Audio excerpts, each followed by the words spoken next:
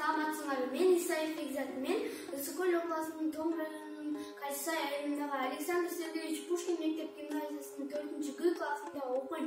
Менин класс жетекчим Абдуллаева Сайрагүл Ибраевна. Мен китеп жөнүндө изилдедим. Эмнеге? Анткени мага китеп окуган жагат. Мен атайын китепти изилдеп көрөйүн деп изилдедим. Мен биринчи менин маалыматым бул адамдар китеп окуп жатканда алардын 95% өтө жай окушат. Алар 160 сөздөн 120 сөзгө чейин өтө жай окушат. Негизи адамдар китеп окуп жатканда аларды жөн эле окуй бербей түшүнүп окушубуз керек. Андан кийин окууга тажрыйбасы бар адам 16 саатка келгенде гана бир тыныгуу жасайт. Тажрыйбасы жок ыкчам анда-санда окуган адамдар 4 саатка келгенде гана бир тыныгуу жасайт. Мектеп окуучулары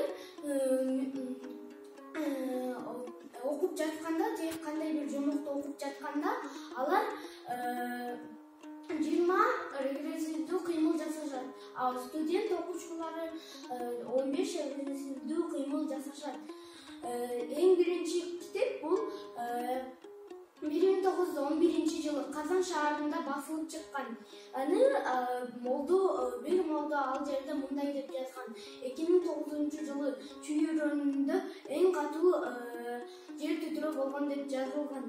Андан да биз белгилей кетсек, биз эң кичинекей китепти белгилей кетсек, бул Ыйык Куран китеби болуп эсептелинет. Ал Ыйык Куран китебинде 30 пара, ал Ыйык Куран китеби 30 парадан турат. Дүйнөдөгү эң чоң китеп бул географиялык атлас болуп эсептелинет. Анын узундугу 1 метрден ашып, салмагы 120 килограммга барат. Бизде негизи окумуштуулар деле абдан көп.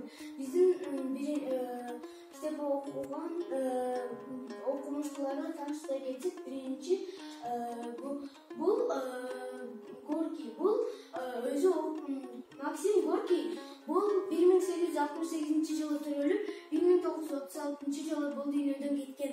Ал 1 минутада өзү 4000 сөз окуйт. Мунун китепке Максим Горькийдин китепке кызыгуусу 3 жашынан башталган.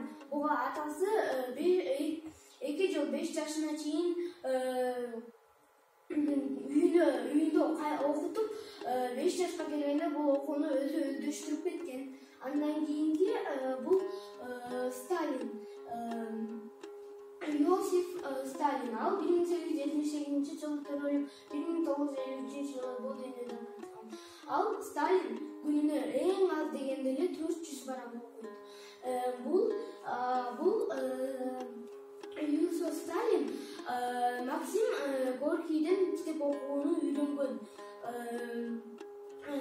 Бул Иосиф Сталиндин окууга тажрыйбасы бар адам деп дагы айтууга болот. Кийинки биздики окумуштуу бул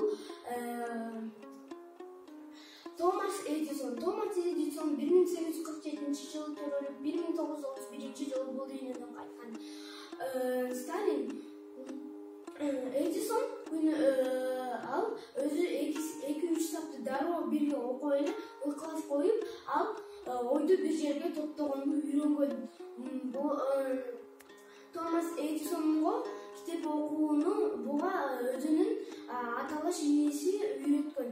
Анын аталаш иниси күндө жок дегенде эле жарым саатта 500-600 баракты окуганга үйрөткөн.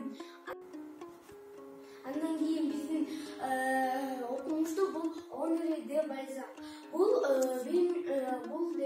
Онри де Бальзак бул өтө эле кыйын окумуштуу болгон. Ал өзү окуган 2500 китепти жак жана жатка айтып бере алат. Бул Онри де Бальзак бул өзү кыйын окумуштуу болгон. Мунун айылы Онри де Бальзактын айылындагы адамдар муну сыйлап, урматтап, биздин эң мыкты окумуштуу деп сыйлашчу. Мунун Бальзактын китепке кызыгуусу бул 4-классынан башталган. Бул азыр эң мыкты окурман болуп эсептелинет. Андан кийинки биздики Некто Гаон. Бул эң мыкты, бул азыркы, бул кичинекей кезинен баштап каарыганга чейин китеп окууну такыр тастачу. Күнүнө жок дегенде 3-4 саат китеп окучу.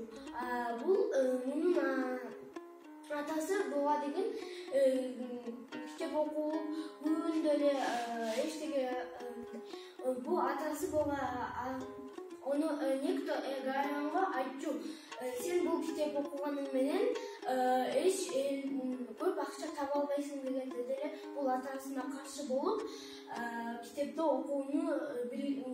окуган.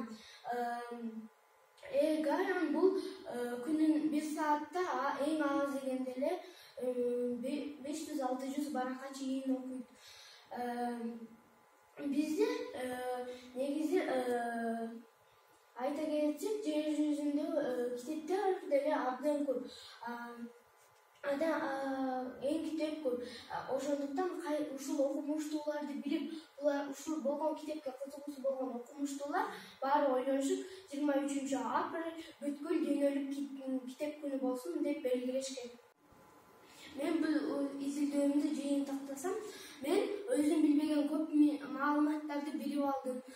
Дагы китеп окуганың менен жөн эле өзүң эмес, элге да таанымал болот экенсиң. Мен мындан ары изилдөөмдү таштабайм.